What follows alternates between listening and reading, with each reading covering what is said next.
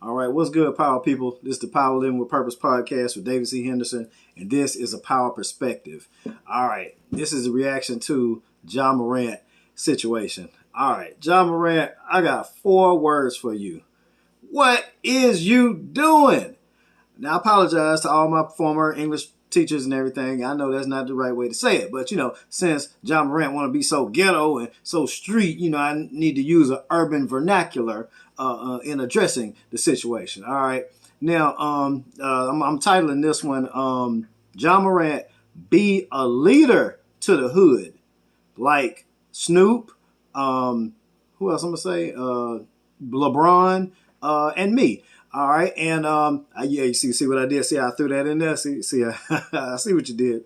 All right, you see what I did there. All right, but yeah, so I'm gonna give you 3 examples: Snoop Dogg, LeBron James, and me, David Henderson. All right, so this is why John Morant, you're on the verge of throwing your life away because. And every young athlete out there, you got the opportunity to learn from this situation. That's currently he only got 2-game suspension, 2-game suspension from the IG Live where he's flashing a gun and trying to be all gangster, and he got his grill and everything. The way you look and all that stuff, that's one thing. Because case in point, Allen Iverson, yeah, he had the braids, he had the tattoos, the baggy jeans, the clothes, the jewelry, all that, but he didn't do something stupid off the court that messed up the rest of his career or, put his whole life in jeopardy. Now, he had an accident in high school where he was in a bar fight, and that's what gave him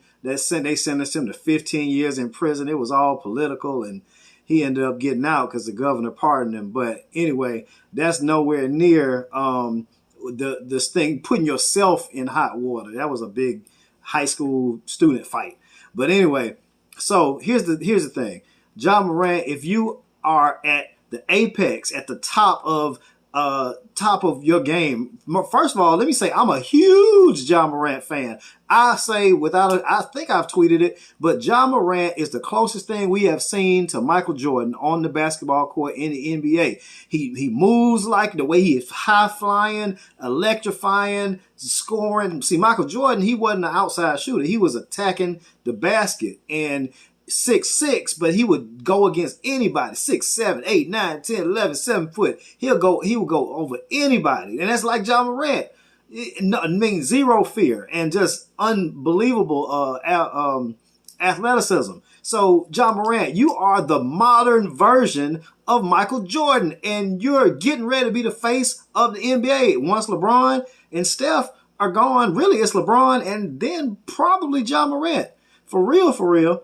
I know you got LeBron, KD, Steph, some of the other ones, but they're on their way out. Ja, you on the way up. You're the future face of the NBA, just like Michael Jordan. So, this is what you got to understand. I'm going to give 3 examples, Snoop Dogg, LeBron James, and me, that should give a good comparison of the way John Morant is trying to thug it out and act all stupid right now versus the way you could do it. First, number 1, Snoop Dogg. All right. We know Snoop, his music might have been, was definitely raunchy, and, he's got a gangster persona and all that stuff and so forth. But when it comes to his neighborhood, what did Snoop do in his neighborhood? He started the SFL, the Snoop Football League, right? All right, so in every hood, I'm speaking from experience. I'm telling you, there are, because I've been involved in Tuskegee and Tuscaloosa very extensively in the hood.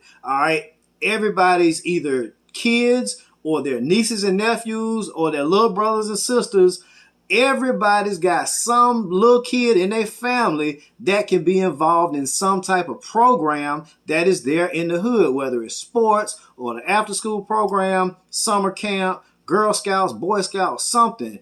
Everybody's got some type of connection to some child that is there in the hood.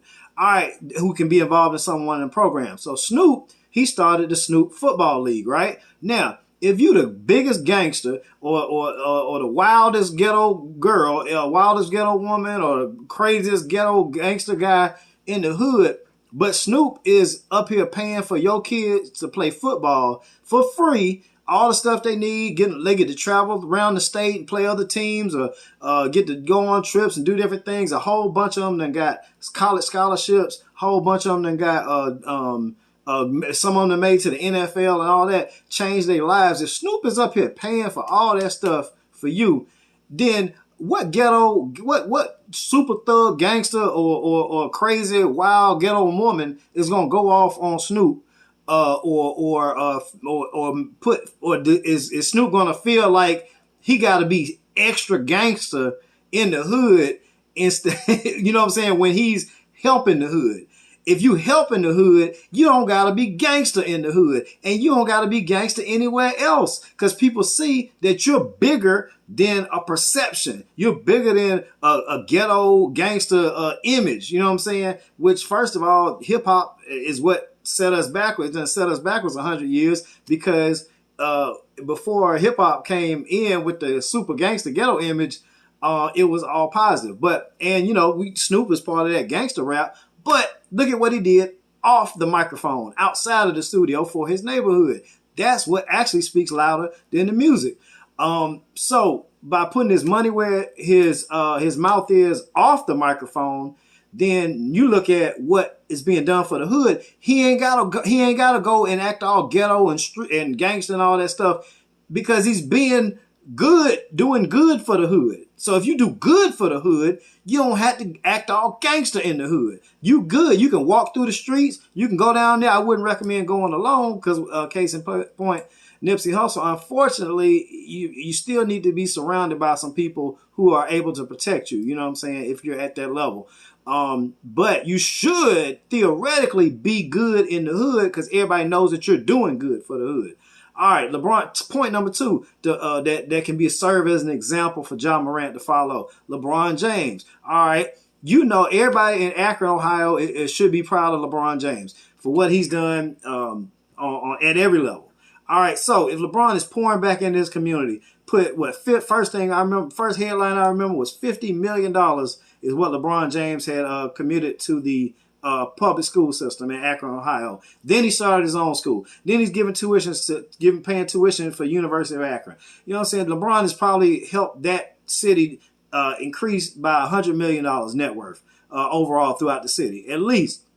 So basically, LeBron is good in the hood. So, because he's doing good for the hood, and he's being a good example for the kids in the hood to follow. He's not trying to be. You ain't seeing LeBron coming back to Akron, do-rag on, riding through the hood. What up, y'all? What's popping? You know what I'm saying? What's up, dog? Gun hanging all out of his pocket. Walk. You know what I'm saying? White tee, jeans, walking through the hood. You know what I'm saying? What up, cuz? What up, cuz?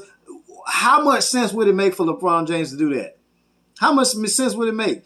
No sense at all. Why? Because because if you do good for the hood, then you're good in the hood, and you're a good example to the hood. All right. But if you try to blend in, everybody looking at you like, bro, what are you doing? Like, you doing too much. You doing way too much.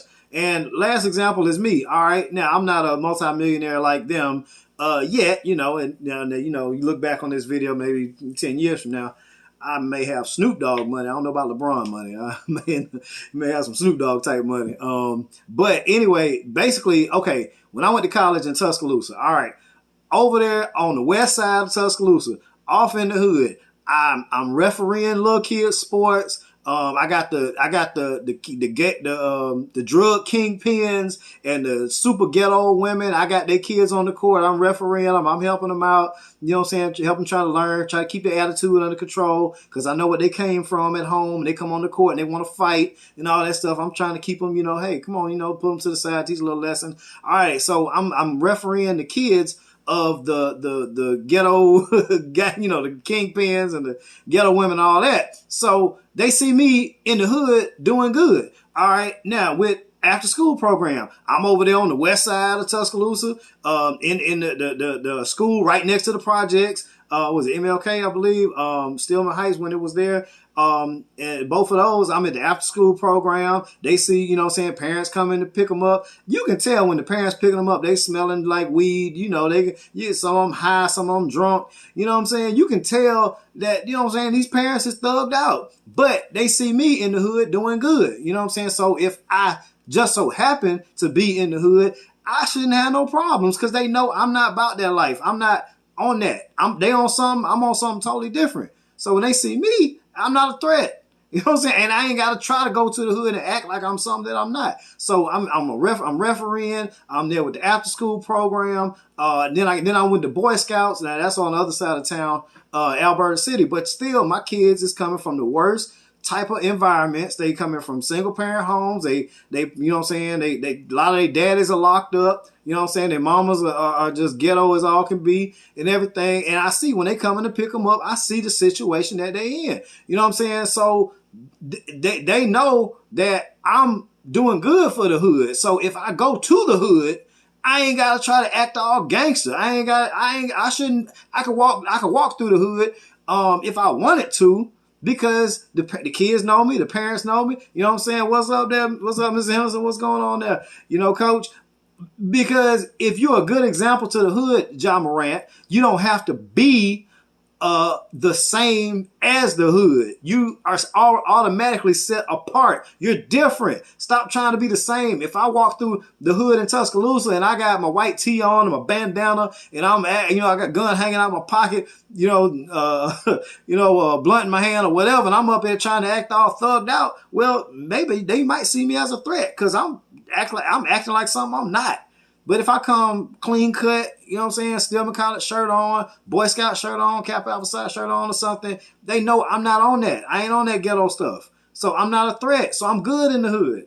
And, you know, in Tuskegee, when I was growing up, half of my teammates were from the project. So we on the team and everything, they not expecting me to act like I'm from the hood because I'm not. You know what I'm saying? They know I'm different. They see I'm a son of a lawyer and a doctor. My parents are at every game. They know I ain't on that. So why would I even try? Why would I even pretend to be on what I'm on? If I went to the hood in Tuscaloosa and somebody tried to mess with me, I might have one of the big gangsters stand up for me like, hey, hold on, cuz he good. No, don't mess with him. No, he good. He straight. You know, back up off him. He good. You know what I'm saying? Because I'm doing good in the hood. I'm not a threat. So Ja Morant, you have a prime opportunity to do good for the hood and be a good example. You know what I'm saying? Stop trying to be like the hood and be good for the hood. That's all that you really should be focused on instead of trying to emulate the worst parts of society that even the most ghetto and gangster people are eventually trying to get away from. Yeah, they living that life now. They're not trying to live that life forever. Not for real, because they understand at some point you're going to have to slow down. You're going to have to pump your brakes at some point and get out of the streets, get out of that life. You know what I'm saying? It never ends well. It ain't no retirement. You don't retire from the streets. You either dead or in jail, or you slow down, pump your brakes, and get out of it. It's your choice. So Ja Morant, I sure hope that you learn your lesson from this situation. And all the kids and future athletes out there, I hope y'all learn a lesson from him too, is that you are accountable for your actions. You are accountable for your actions. Don't be finger pointing and making excuses and trying to be something that you're not. And that is my power perspective from the Power Living with Purpose podcast with David C. Henderson. Stay powerful, my friends. Oh, hold up, my bad. Okay, so yeah, I did so much talking about my my college years in Tuscaloosa. I, forgot just to throw in about like Tuskegee. Like some people think like, they hear about something in the news, they think that Tuskegee is dangerous or something, and it's the same in any hood. It's if you on the ghetto stuff, you on the wild crazy stuff, you put yourself in that situation. You know what I'm saying? If you ain't on that stuff, if you the kid in the hood that's actually trying to get good grades and stay out of trouble, people they know what you on. They know you ain't on that. If you go in the hood, you acting all ghetto and gangster, then you know what I'm saying, that's people gonna see you as a threat. and they're gonna be on what you on. They're gonna with the energy you can bring. They're gonna reciprocate that same energy, just like Tuskegee. I can go to any project anywhere in Tuskegee, and they know I'm. You know what I'm saying? They know I'm not on that energy. They know I'm, working with the kids. Sports, after school, summer camp. All that different type of stuff I've done. And Boy Scouts. Youth Bible study, all that type of stuff.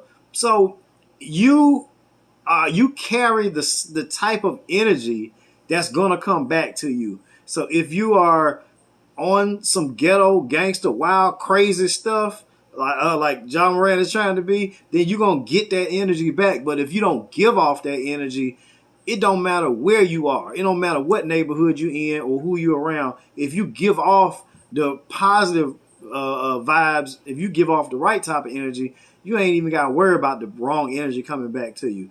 But just like Nipsey Hussle, yes, you do need to probably keep some people around you who can protect you. But the main thing is the energy that you give out is the energy that you get back. So just don't give out that ghetto gangster wrong energy, and you ain't got to worry about getting it back. So just, John Morant, pump your brakes, slow down, stop tripping, stop trying to be what you aren't, and just be what you are. And try to be a leader and not a follower. That's the power perspective.